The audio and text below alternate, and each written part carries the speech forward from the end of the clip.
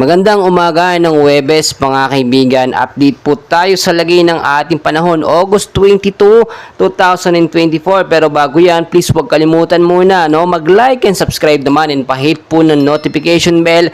Maraming salamat po. Mga kaibigan, ngayong araw po ng Huwebes, ang hypnosis po natin galing sa Pag-asa. Meron po tayong easterlies, or yung mainit na hangin na nanggagaling po sa karagatang Pasipiko.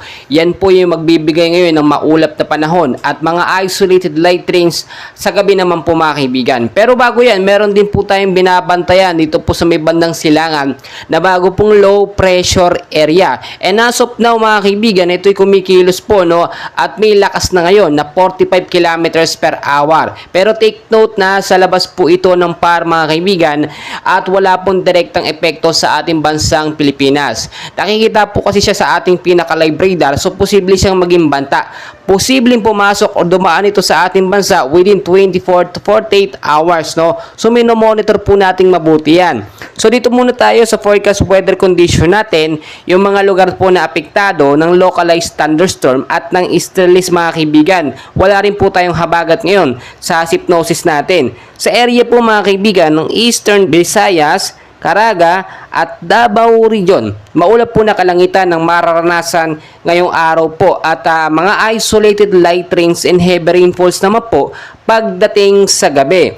Samantalang dito naman po sa Metro Manila at the rest po ng ating bansa, patuloy pa rin po makakaranas ng cloudy skies, maulap na kalangitan at mga isolated light rains, mahina hanggang sa malakas na pag-ulan pagdating po sa gabi. Dahil naman po yan sa localized thunderstorm mga kaibigan, yung nararanasan natin sa hapon mga kaibigan na biglang bumubugso, may kasamang pagkulog at pagidlat, minsan may malakas pa na hangin at malakas na pag-ulan, localized thunderstorm yun mga kaibigan. Kaya naman po, pinag-iingat palagi yung mababang lugar po. Sa mga lugar na aking nabanggit, especially po sa Metro Manila, sa banta po ng pagbabaha, doon sa mababang lugar at landslide naman po sa mga landslide prone area. Kaya kung kayo po ilalabas sa hapon at sa gabi, ugaliin po magdala ng payong, jacket, kapote, panlaban po sa mga biglaang pag-ulan. So balikan natin mga kaibigan yung binabantayan natin na low pressure area na posibleng maging banta bilang isang panibagong bagyo sa ating bansa mga kaibigan. As of now, yung direction po nito ay pa northeast po mga kaibigan. And as of now, wala naman itong direktang epekto. Eto nga ba mga kaibigan ay may tsansa na mabuo bilang isang bagyo mga kaibigan sa labas ng PAR.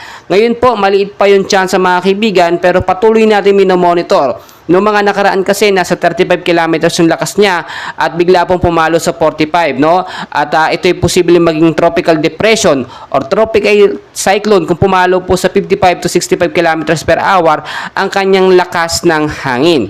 Ayon na rin po sa pagkatala ng Pag-asa mga kaibigan, ngayong buwan po ng Agosto, bago matapos ang buwan na ito, posibleng isang bagyo pa ang pumasok sa ating bansa. So pinaghahanda po tayo sa posibleng banta mga kaibigan, ng isa pang bagyo. At ito pong banta ay yung banta ni Bagyong Enteng ang ating binabantayan. Kaya naman mga kaibigan, lagi ko pong pinapaalala, maging handa po tayo anumang oras.